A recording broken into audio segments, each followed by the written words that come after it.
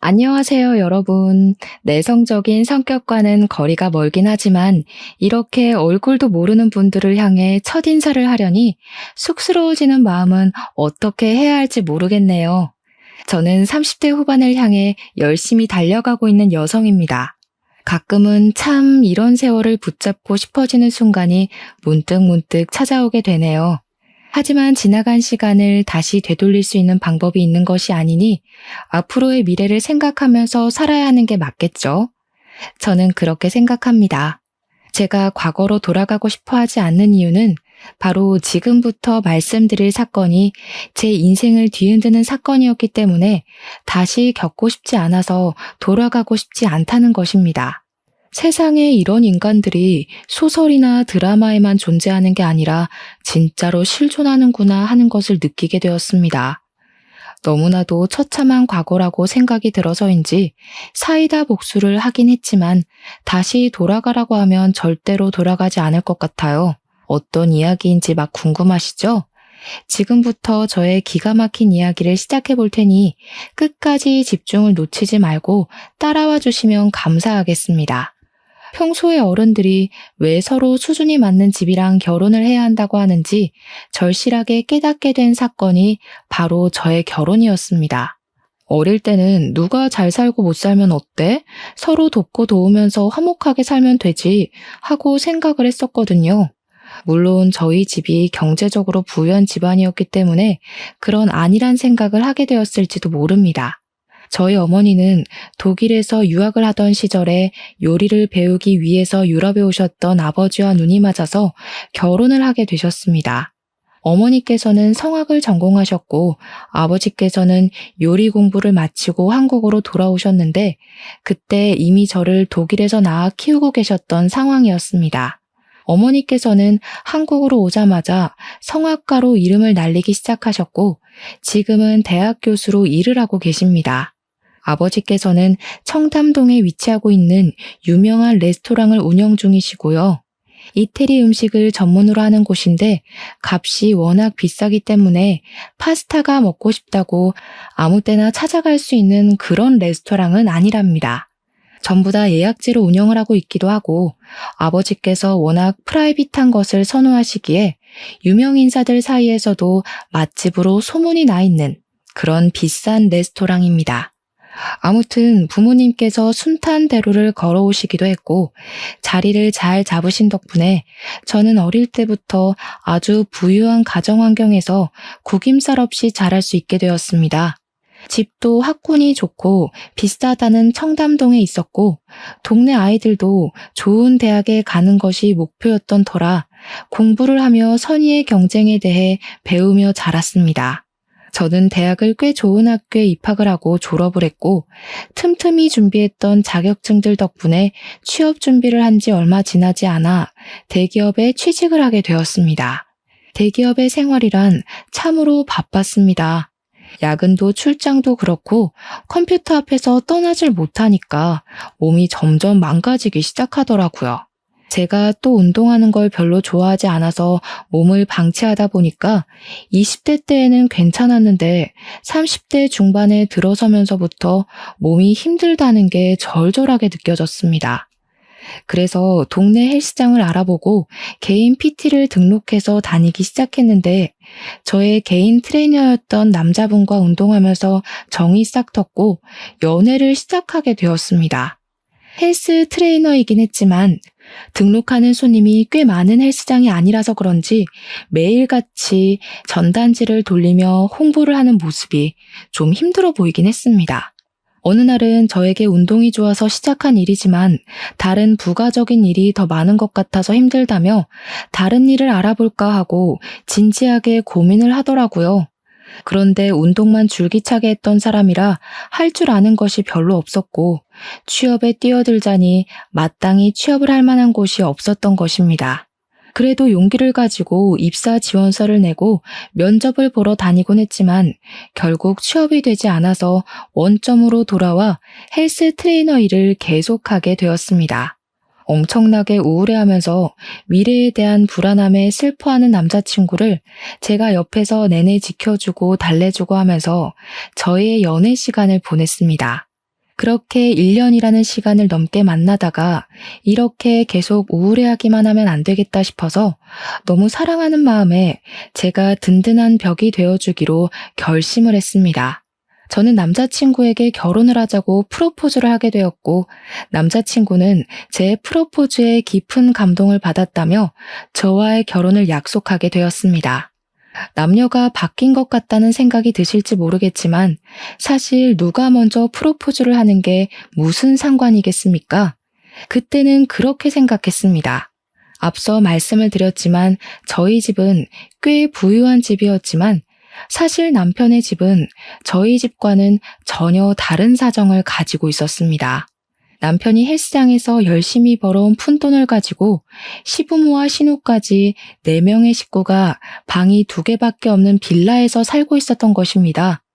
방이 2개밖에 없었기 때문에 시부모가 안방을 사용하고 신우가 작은 방을 사용했으며 남편은 방이 없어서 거실에서 생활을 하고 있었습니다.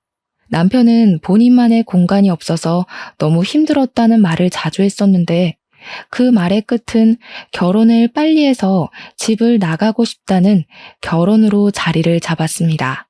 사실 그 말 자체가 제가 프로포즈를 하게 된 결정적인 계기가 되는 말이기도 했고요.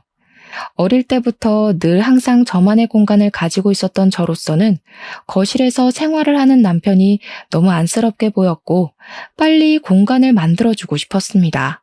프로포즈까지 한 마당에 양가에 인사를 드리러 가게 되었는데 저희 집에서 남편의 직업이 헬스 트레이너라는 사실을 알고는 탐탁지 않아 하셨습니다. 고정적인 수입이 별로 되지 않고 헬스 트레이너에 대한 인식이 별로 좋지 않았기에 저에게 고민을 더 해보라고 말씀을 하셨습니다. 하지만 저는 남편을 너무나도 사랑했고 남편이 힘들어하는 걸 보고 싶지 않았기 때문에 결혼을 몰아붙여 감행하게 되었습니다.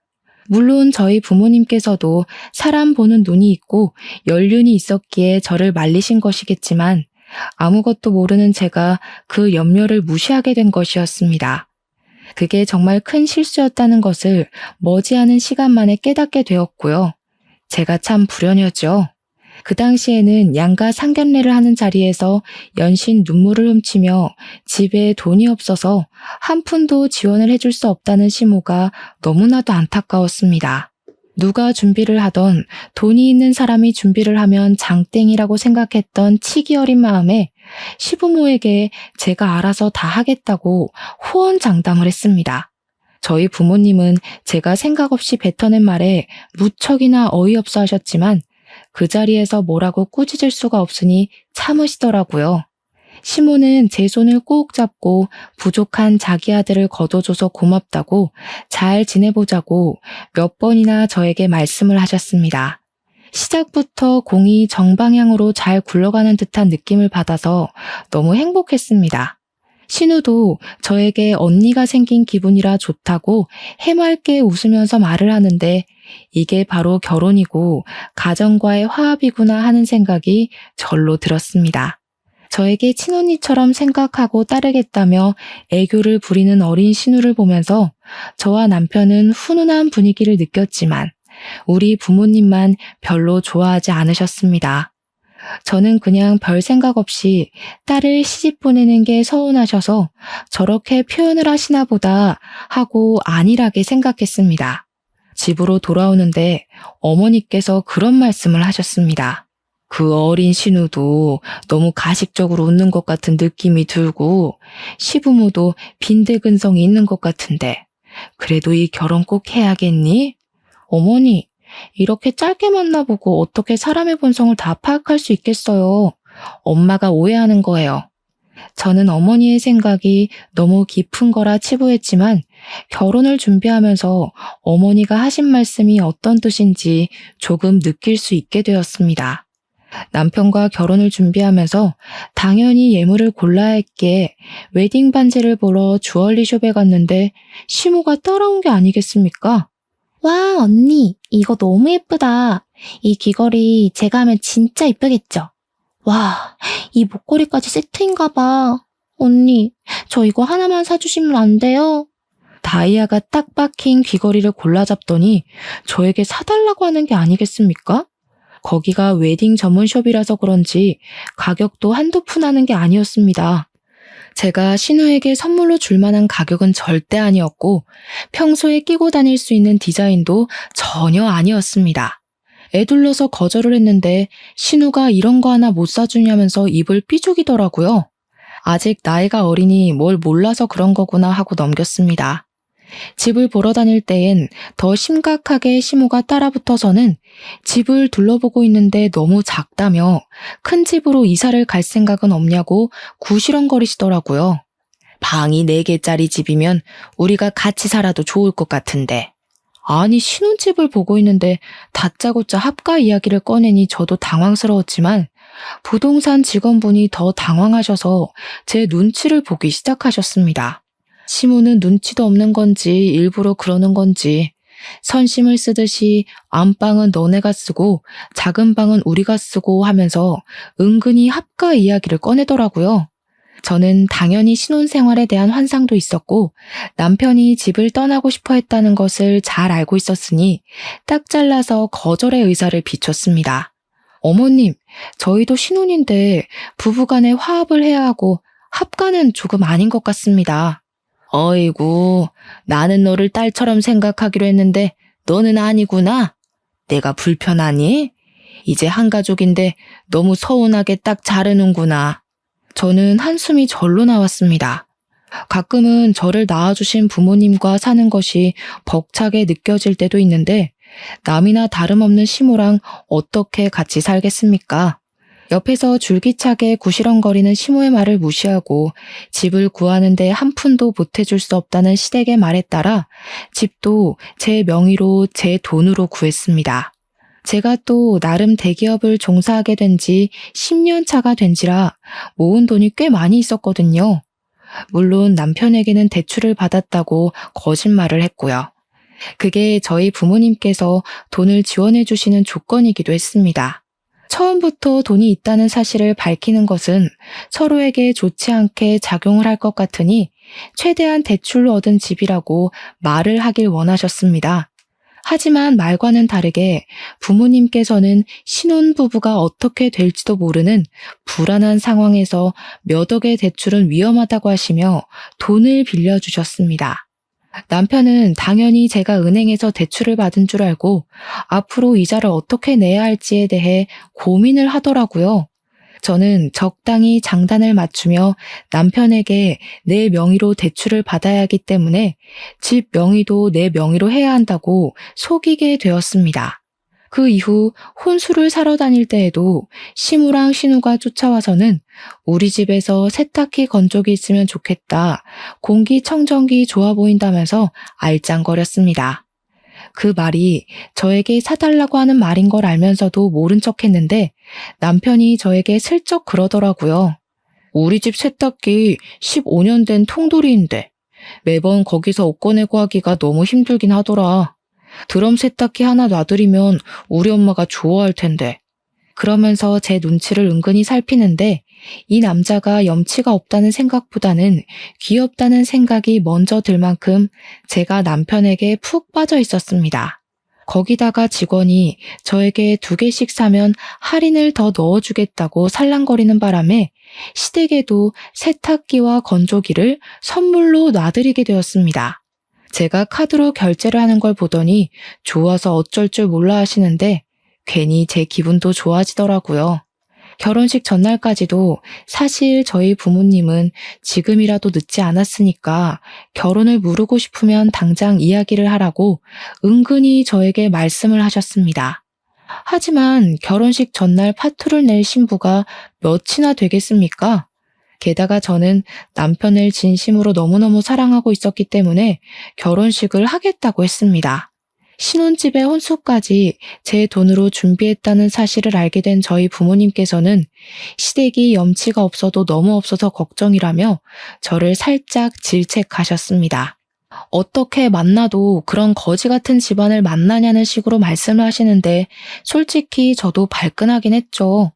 그런데 시댁에서 정말 돈 500만 원이 없다면서 가구나 가전을 하나도 선물을 해주시지 않았기에 제가 부모님께 할 말이 딱히 없었습니다. 그래도 제 가족이 될 사람들이었기에 저는 그때도 시댁의 편을 들었습니다. 누구나 저희 집안처럼 부유하게 살진 못한다고 말입니다. 물론 제가 세탁기와 건조기를 선물해드렸다는 사실은 비밀로 해야 했습니다.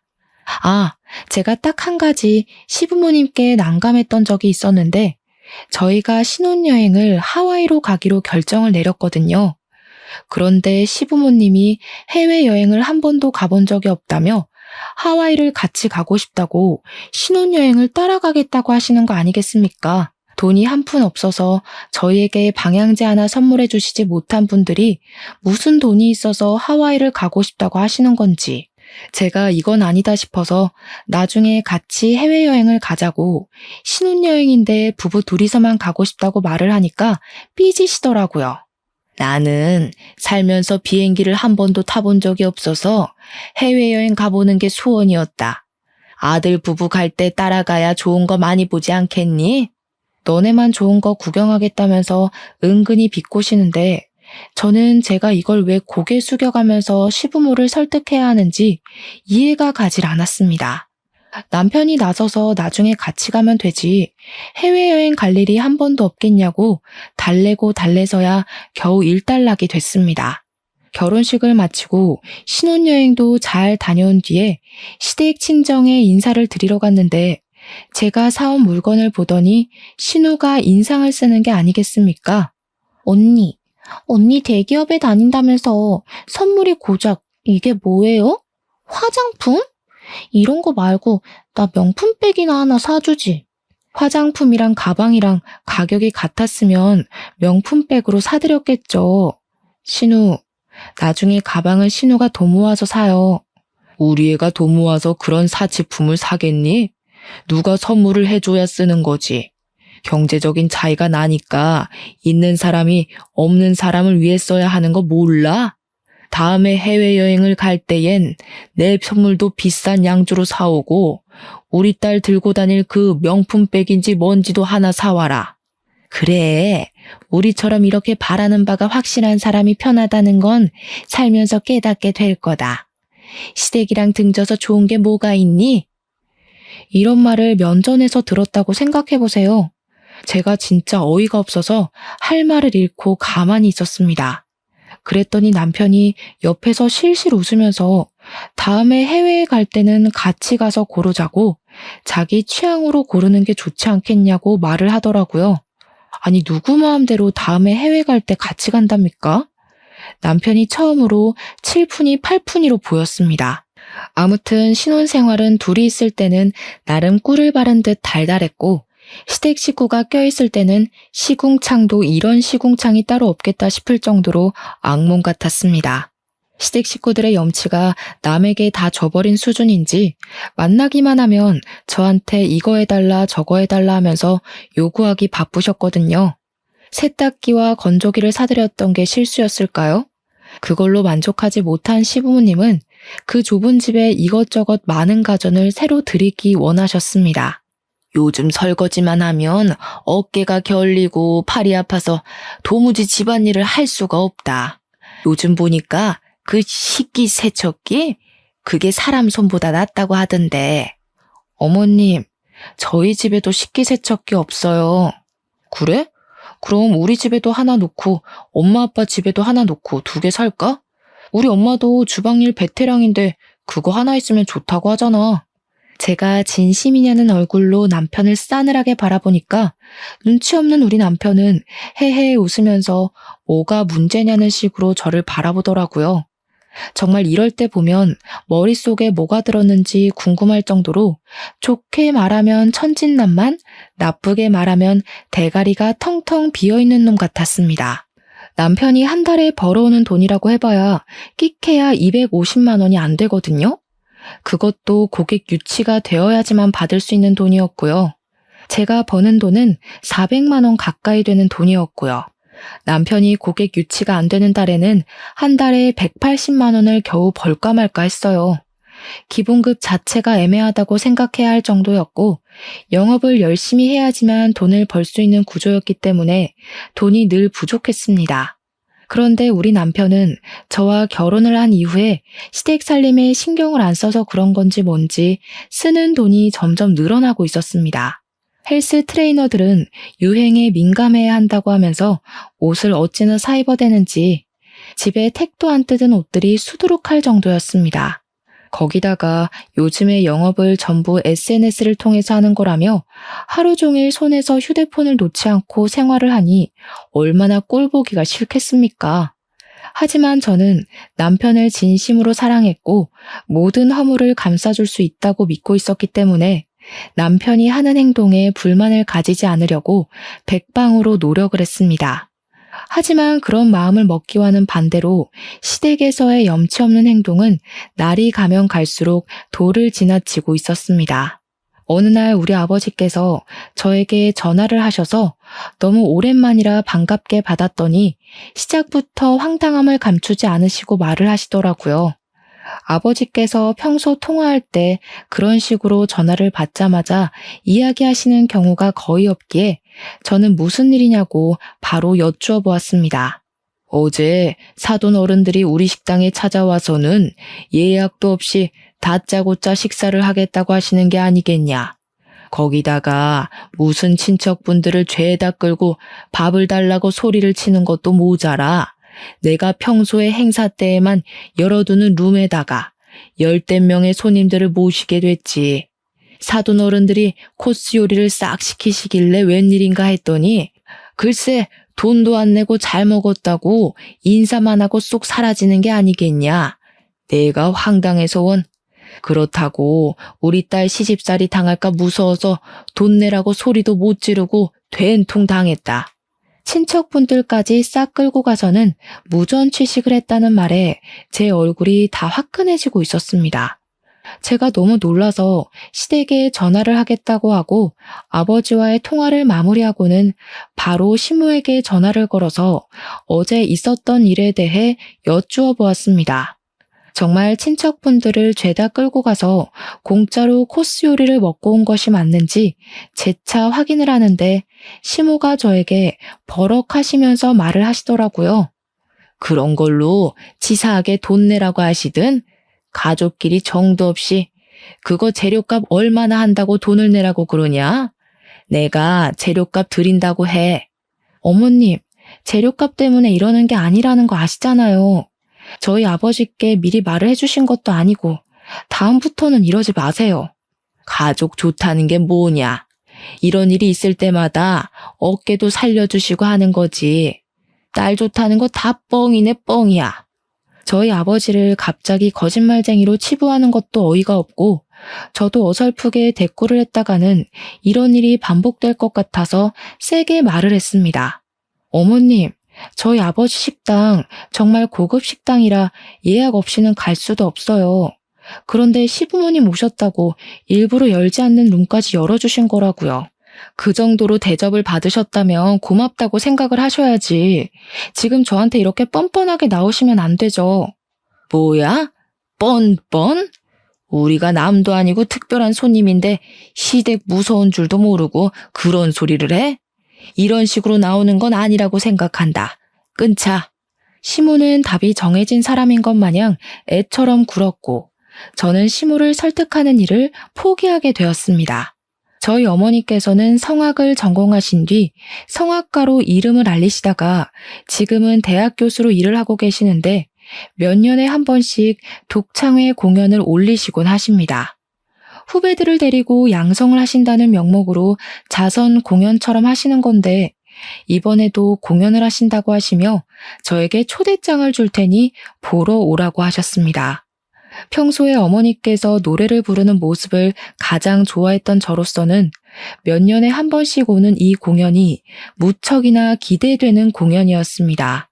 제가 남편에게 같이 가자고 말을 했더니 남편이 시댁에 가서 자랑하듯이 우리 어머니께서 하시는 공연을 설명하고 온 것입니다.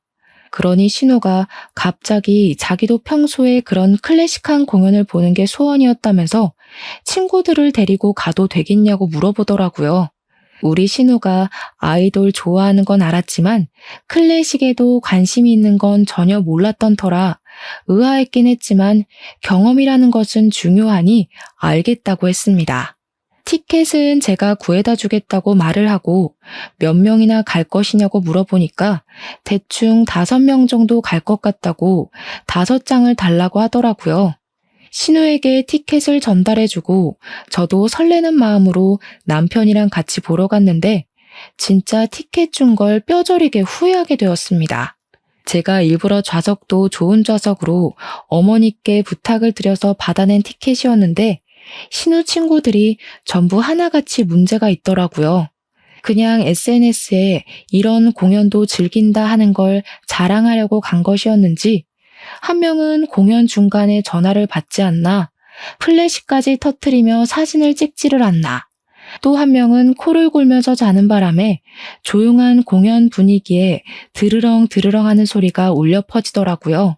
자기들까지 내내 웃고 떠들고 공연장에서 하면 안 되는 행동만 골라서 해야 되는데 저희 어머니께서 주신 티켓이니까 어머니도 그 자리에 누가 앉았는지 대충은 알 수 있잖아요. 제가 너무 쪽팔리는 마음에 신우한테 계속 눈치도 주고 신우 쪽을 바라보면서 불타는 눈빛을 보냈는데도 눈치가 없는 건지 일부러 그러는 건지 모른 척을 하더라고요.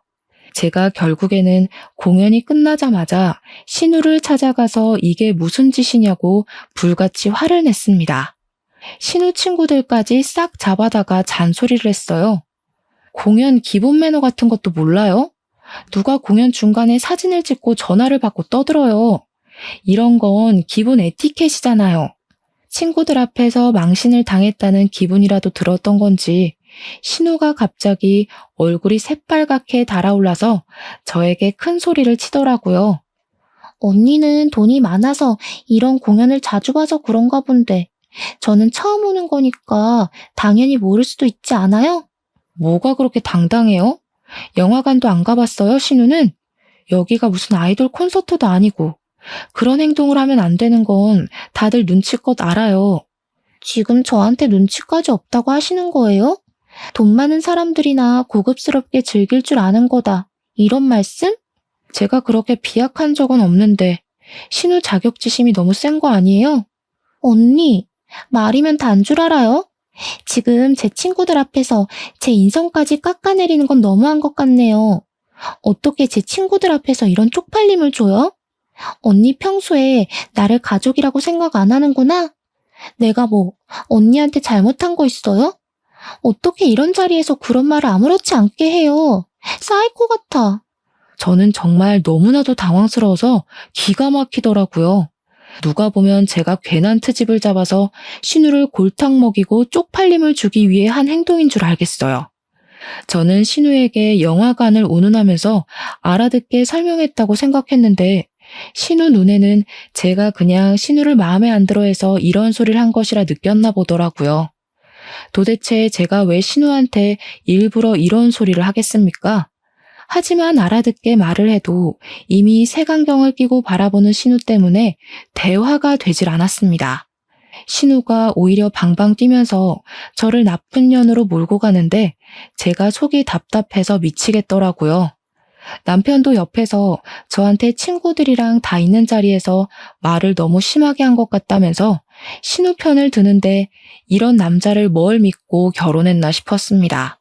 이걸로 끝이 난다면 서운하고 섭섭하겠죠? 제가 결혼을 하고 나서 차를 한 대 뽑았는데 물론 남편이랑 같이 나눠 타려는 목적으로 구매한 건 맞습니다. 그런데 남편이랑 둘이 타기에도 바빠 죽겠는 시점에 시부가 자꾸 제 차를 빌려달라고 조르는 게 아니겠습니까? 나도 이렇게 비싸고 좋은 차 몰고 다니는 게 소원이었는데 차를 한 번만 빌려주라. 내가 친구들 만나러 가는데 며느리 잘 둔 덕 좀 봤다고 하게 말이야. 몇 번이나 남편을 통해서도 저에게도 직접 조르셨기 때문에 주말에 친구분들 만나러 가실 때 한번 차를 몰고 나가보시라고 빌려드렸습니다. 시부도 자랑을 하고 싶은 마음이 있을 거고 거기다가 며느리를 잘 둔 덕이라는 말에 제가 혹해서 실수를 저지르고 말았던 겁니다. 꽤 비싼 외제차이긴 했지만 시부가 운전 경력이 저보다 훨씬 오래됐으니까 별 걱정을 하지 않고 빌려드렸다 이 말입니다. 그런데 밤 11시가 넘은 시각에 갑자기 경찰서에서 저에게 전화가 온 것이 아니겠습니까? 무슨 일인가 싶어 놀래서 경찰서로 남편과 달려가니 시부가 앉아 있더라고요. 그런데 얼굴이 벌겋게 달아오른 게 누가 봐도 술에 취한 사람 같은 것 아니겠습니까? 제 예상은 현실이 되었습니다. 시부가 음주운전에 걸린 것입니다. 계속해서 음주운전 아니라는 말만 하면서 음주 측정을 거부하고 버텼대요. 그래서 인근 병원에서 피검사까지 진행을 하고 경찰서에 끌려온 거랍니다, 글쎄. 그 말이 끝나기 무섭게 시부가 앞으로 고꾸라져서 코를 드르렁골면서 자기 시작하는데 진짜 너무 화가 나더라고요. 정신 나간 거 아니냐고요. 도대체 남의 차를 끌고 음주운전이라니. 음주운전은 예비 살인자나 다름없는 행동 아닙니까? 만약 누가 어떻게 사고라도 당했으면 어쩌려고 그런 짓을 하는 건지 너무 화가 나니까 잠든 시부에게 욕을 퍼부고 있더라고요, 제가. 경찰서 유치장 바닥에 누워서 담요 하나 걸치고 잠을 자고 있는데 세상에 미친놈이 이런 미친놈이 따로 없구나 하는 생각이 들었습니다. 저는 경찰서에서 몇 번이나 쪽팔림을 감수하고 사죄를 드렸고 제 차를 가져가겠다고 하니까 경찰이 무표정하게 말을 하더라고요. 그 차 사고 났어요. 차선 변경 무리하게 하다가 옆 차들이 받고 가드레일 받고 이거 수리비도 꽤 나오겠던데. 아무튼 차가 굴러갈 수 있는 상황이 아니라서 레카가 와서 끌고 갔으니까 저기 공업사 가서 확인해 보세요. 진짜 그 순간 저도 모르게 육성으로 연병이라는 말이 절로 나오더라고요. 제가 인상 팍팍 쓰면서 욕을 하자마자 남편이 옆에서 움찔거리는데 그 모습까지도 너무 찌질하게 보였습니다. 술에서 조금 깬 것인지 잠에서 깬 시부가 춥다면서 옷 좀 가지고 오라고 하는데 한숨이 절로 나오는 상황이었습니다. 면허 취소는 당연한 거고 벌금도 당연한 거고 사고 차량 수리비에 부서진 가드레일 비용까지 청구하겠다는 상황에서 시부가 술이 좀 깼는지 저를 보고 당당하게 말을 하더라고요. 며느리 네가 용돈을 조금 쥐어주고 그랬으면 내가 대리운전을 불렀겠지. 돈도 없는데 그럼 음주운전 해야지 어떡하냐. 이게 네 탓이지 내 탓이냐? 그랬으면 저나 남편에게 전화를 하셨어야죠. 아버님은 예비살인자나 다름없어요. 하늘 같은 시아비한테 뭐가 어쩌고 어째? 예비살인자? 네가 용돈을 안 줘서 이렇게 된 거라고. 사고 처리 난 한 푼도 못 해준다. 먹고 죽을 돈도 없어. 네가 알아서 다 하고 네 차니까 네가 수리하고 난 모른다 몰라. 그때 진짜 소위 말하는 야마가 돈다는 기분이 확 느껴지면서 남편이 싫다기보다는 더 이상 이런 시댁을 지켜보며 살 수 없을 거라는 생각이 들었습니다. 물론 이럴 때일수록 움츠러들고 아무런 의견도 말 못하는 남편에게도 정이 떨어지긴 했습니다. 항상 시댁 편에 서서 저에게 이거 해달라 저거 해달라 요구를 하기만 했지 정작 이런 상황에서 지 부모한테 한 소리도 못하는 남편이 너무 찌질하게 보였어요. 그런데 여기서 뒤통수를 제대로 맞는 말을 남편이 하더라고요. 안 그래도 우리 엄마도 그렇고 우리 동생도 그렇고 용돈을 좀 달라고 하던데 어차피 자기가 돈 벌고 대출금 갚는 거야 자기 알아서 잘하고 있으니까 내가 번 돈은 우리 집 용돈으로 드리는 거 어떨까 싶긴 했거든. 자기네 집은 부자니까 장인어른 장모님이 알아서 잘 노후 준비하시면서 사시잖아. 우리 집은 또 그게 아니라서 지금 상황에서 그게 할 말이라고 생각해? 뭐 언젠가는 할 말이니까. 그리고 우리 집이 너무 낡아서 이사도 좀 갔으면 좋겠는데 자기 대기업 다니니까 대출이 잘 나오잖아. 혹시 추가 대출 같은 게 좀 되나? 그러면 자기 돈으로 이사도 갔으면 좋겠는데 이게 진짜 말이라고 다인 줄 아나. 그 대출금은 누가 갚고 또 나 혼자 뼈 빠지게 일하라는 말이야? 왜 자기 혼자 일한다고 생각해? 우리가 함께 열심히 일하면 되지. 자기는 말을 또 서운하게 한다. 당연하게 저에게 돈을 내놓으라는 식으로 말을 하는데 그 순간 이 결혼은 실패한 결혼이라는 생각이 제 머릿속을 지배했습니다. 이대로 가다가는 영영 시댁의 노예로 살게 될 것이 자명했기에 저는 부모님의 마음을 10분 이해할 수 있었고 동시에 이혼을 하겠다는 결심을 하게 되었습니다. 염치도 없고 눈치도 없는 남편. 저만 보면 돈 외쳐대는 시대까지 이대로 살면 안 되겠다 싶어서 저희 부모님께 이혼을 하겠다고 죄송하다고 말을 했습니다. 처음에는 저희 부모님께서도 한숨을 쉬시며 잔소리를 하려고 하시다가 제 의견을 지지해 주시겠다고 하시며 변호사를 선임해 주냐고 물어보시더라고요. 제가 곱게 이혼을 해주면 제 속만 골물 게 분명했기에 저는 그동안 당한 것들을 모두 깔끔하게 복수로 되돌려주기로 마음을 먹었습니다. 저는 제일 먼저 한 행동이 차량 수리비부터 시작해서 상대방 병원비에 보상금 벌금까지 싹 다 종합해서 시댁에 청구를 했습니다. 운전을 제가 한 것이 아니었고 일일 보험이라는 것을 가입해 두었기 때문에 법적으로 제가 물어내지 않아도 된다는 것을 변호사를 통해 확인을 받았습니다. 변호사와 상황을 전부 정리했고 시댁에 보상 청구 소송을 진행하는 것으로 결론을 내렸습니다. 하지만 이건 당연하게 해야 할 일인 거지 복수가 아니지 않겠습니까? 저는 시댁의 거지근성을 이용해서 통쾌한 복수를 해주기로 계획을 짰습니다. 제가 소송을 걸었다는 사실을 모르는 시댁 식구들에게 여행을 보내주겠다고 말을 했습니다. 해외여행을 보내주는 거냐며 면세점 쇼핑이라도 해야겠다고 신우가 엄청 신이 나서 말을 하는데 제가 정신 나갔다고 복수에 그 큰 돈을 쓰겠습니까? 제가 일이 바빠서 이번에는 같이 갈 수 없으니 국내 여행을 다녀오라고 기차표도 다 끊어놨다고 말을 했습니다. KTX를 타고 부산에라도 다녀오라며 최고급 호텔도 잡아놓겠다고 시댁 식구들을 꼬셨고 그게 어디냐면서 다들 신나서 준비를 하더라고요. 해외를 보내주지 않는다고 신우의 입이 뾰루통하게 나왔지만 제가 최고급 호텔 이야기를 꺼내니까 입을 쏙 집어넣더라고요. 그렇게 무궁화호 기차를 끊어놓고는 사실은 KTX를 끊어놓은 척 티켓을 위조해서 시댁 식구들에게 보냈습니다. 제가 숙소도 최고급 호텔을 잡았을 리가 없잖아요. 인터넷에 수소문을 해서 알아본 여인숙 같은 침대도 없는 그런 숙소를 예약했습니다. 마치 고급져 보이는 호텔인 것 마냥 숙소 내역도 포토샵을 통해서 수정을 해서 5성급인 척 꾸며서 보냈습니다. 무궁화호를 타면 기차만 5시간 이상을 타야 하는 거 아시죠? 그래서 시댁 식구들이 서울역에 가서 KTX를 타고 가는 줄 알고 신나 있을 동안 저는 용달을 불렀습니다. 우리 집에 있는 남편의 짐을 모조리 다 빼서 시댁에다가 옮겨놓고 시댁을 찾아가서 제가 사준 세탁기와 건조를 중고 매장에 냅다 팔아버렸습니다. 솔직히 치사하다고 생각하실지 모르겠지만 제가 내 돈으로 사준 물건이니까 소유권도 당연히 저한테 있다고 생각했습니다. 그 집에 제 돈으로 산 물건이 하나도 없길 바랬거든요. 제가 신우에게 선물해준 화장품까지 하나하나 다 챙겨서 제 돈으로 산 물건을 버리거나 제가 챙겨오거나 중고 거래로 팔았습니다.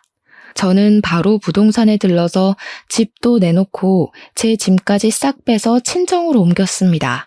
그런 일을 벌이는 사이에 시댁에서는 KTX 티켓이 아니라면서 무궁화호 티켓이라고 난리가 난 것이 아니겠습니까? 어떻게 예약을 했길래 티켓이 이렇게 실수가 날 수 있냐고 저를 질책하길래 저는 시댁 식구들을 가머니솔로 꼬셨습니다. 제가 티켓을 잘못 봤나 봐요.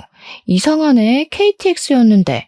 그래도 숙소는 딱 우리 시댁 식구들에 맞춰서 준비했으니까 즐겨주세요. 제가 짐 정리를 미리미리 해놔서 그런지 시댁 식구들이 여인숙 주소 앞에 도착했을 때 어느 정도 짐 정리가 다 된 상태였습니다. 당연히 최고급 호텔만 생각하고 여인숙 주소 앞에 선 시댁 식구들은 숙소의 상태를 보고 저에게 화가 머리끝까지 나서 전화를 했더라고요. 숙소 5성급 호텔이라고 안 했어? 우리 식구들을 위해 준비했다며. 맞아. 당신네들한테는 딱 그 숙소가 최고 아니야? 잘 어울려. 거지근성에 딱 맞춰서 구한 건데.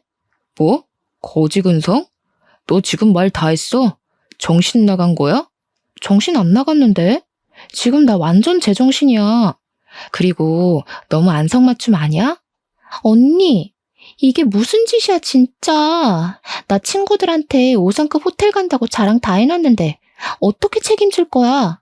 지금 시댁 식구들을 무시하는 게야? 시집살이 제대로 한번 시켜줘. 지금이라도 5성급으로 바꿔놓으면 우리가 해프닝이라고 생각하고 웃어 넘기마. 저는 쉴 새 없이 떠드는 그들의 입을 제대로 막아주겠다고 결심했습니다. 내 차 수리비 1,200만 원, 상대방 차 수리비 800만 원, 음주운전 벌금 1,000만 원, 거기다가 내 정신적 피해 보상비에 차량 렌트비, 가드레일 수리비, 제가 하나하나 다 받아낼 테니 앞으로 소송 준비 잘 하시고요. 제가 선물해드린 가전들과 생필품들은 제가 다시 가져가도록 할게요. 그래도 그건 제가 처음에 좋은 마음으로 선물을 해드린 거니까 새거 값으로 받지 않는 걸 고맙게 생각하세요. 아, 그리고 여보, 우리 집 부동산에 내놨어. 짐은 다 시댁으로 돌려놨고. 그리고 내 카드 그거 정지시켜서 안 긁힐 거야. 돈은 좀 넉넉하게 들고 부산으로 갔길 바래. 쉬지 않고 와다 쏟아내니 시댁 식구들이 입을 싹 다물더라고요. 남편만 분한지 야야 하면서 저를 불러대는데 마지막 쐐기를 박았습니다. 아마 지금 집에 가면 이혼 소송장이 도착해 있을 거야. 꼼꼼하게 읽고 위자료 준비 잘해. 그러고는 통쾌한 마음에 팔짝팔짝 뛰면서 전화를 차단해버렸습니다. 그 이후에 서울에 돌아오려고 기차표를 끊는 건지 뭔지 카드 알림이 엄청나게 도착하더라고요. 근데 제가 카드를 정지시켜버렸잖아요. 결제 실패 메시지가 몇 개가 오던지 어이가 없어서 정지해놨다고 말을 했는데도 멍청한 짓을 반복하더라고요. 아무튼 그날 저녁 늦은 시간에 어떻게 서울까지 오긴 왔는지 친정집으로 시댁 식구들이 전부 다 찾아왔더라고요. 사돈댁은 자식 교육을 어떻게 시켰길래 이혼이 애들 장난입니까? 예? 시댁이 우습답니까? 이건 뭐 인성교육이 아주. 아줌마, 지금 말 다 하셨어요? 남의 부모한테 자식 교육 운운하기 전에 먼저 자기 자신을 돌아보세요. 자기들은 아주 거지근성으로 키워놓고 누가 누구 보고? 자식 교육, 인성 교육이라는 말에 우리 어머니께서 화가 잔뜩 나셨는지 정말 저는 태어나서 우리 어머니께서 욕을 하시는 걸 들어본 적이 없거든요. 진짜 교양이 넘치시는 분이라 손찌검도 안 하시는 분인데 우리 어머니께서 시모의 머리채를 확 잡아뜯는 게 아니겠습니까?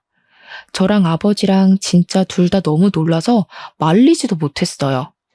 시모는 머리채가 잡혀서 이리저리 끌려다니다가 결국 바닥에 내동댕이 쳐졌습니다. 이 정신 나간 년이 지금 뭘 하는 거야? 누가 누구 보고 인성교육을 가지고 난리야? 이 쓰레기 같은 집안. 지금 내 머리카락 다 뜯어놓은 거 후회할 거야. 고소를 할 거야. 너네 다 콩밥 먹일 거야. 그러든지 말든지. 주거 침입으로 신고하기 전에 당장 우리 집에서 나가지 못해? 내가 걸어둔 소송 준비나 잘해. 끽해봐야 머리카락 뜯긴 걸로 무슨. 그 뒤로 이혼 소송은 당연히 급물살을 타고 진행이 되었고 남편 측은 제가 걸어놓은 손해배상 청구 소송 때문에 정신을 놓게 되었습니다.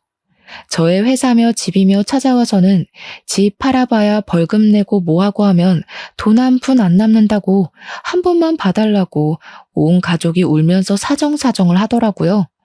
저는 그런 그들을 내려다보며 비웃어줬습니다.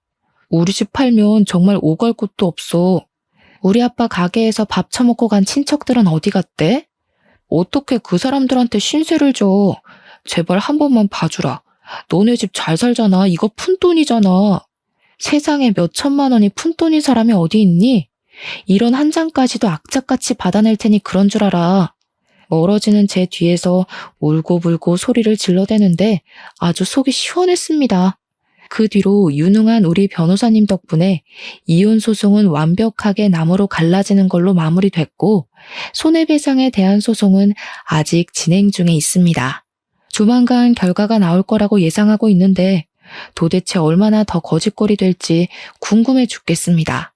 제가 손해배상 청구를 신청한 금액이 어마어마하다 보니 시댁에서는 집까지 팔았다고 지금은 오갈 곳이 없어서 폐지를 주어야 한다고 하더라고요.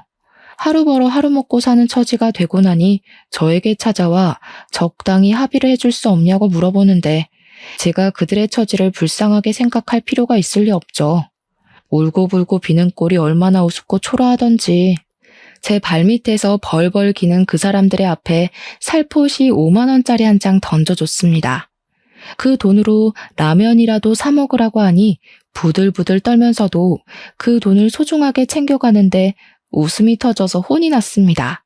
공짜 좋아하고 남의 돈을 자기 돈처럼 물 쓰듯이 쓰던 멍청한 인간들이 결국에는 이런 결말을 맞이하게 됐다는 게 통쾌할 따름이랍니다. 여러분, 인생사는 새옹지마라고 말을 하잖아요. 저에게 딱 어울리는 말이 아닐까요? 기쁘고 행복한 시간이 있다면 힘든 일이 그만큼 따를 수도 있다는 말이죠. 하지만 저는 그 모든 것을 극복해내고 지금은 제 스스로를 돌보며 저만의 자유, 저만의 시간에 집중하고 지내고 있습니다. 그 거지 같은 인간들과는 완벽하게 갈라지고 제 인생을 새 출발하게 되었으니 제 인생의 그 어떤 날들보다 행복하고 기쁘게 지내고 있는 중이랍니다. 제 이야기는 여기서 마무리가 되지만 모든 재판이 끝나고 좋은 소식이 나오는 그때 여러분들을 다시 찾아와 이야기를 전해드릴게요. 그때까지 제 이야기를 들어주신 여러분께서도 행복한 시간 보내고 계셨으면 좋겠습니다. 다가올 여름 무탈하게 보내세요. 감사합니다.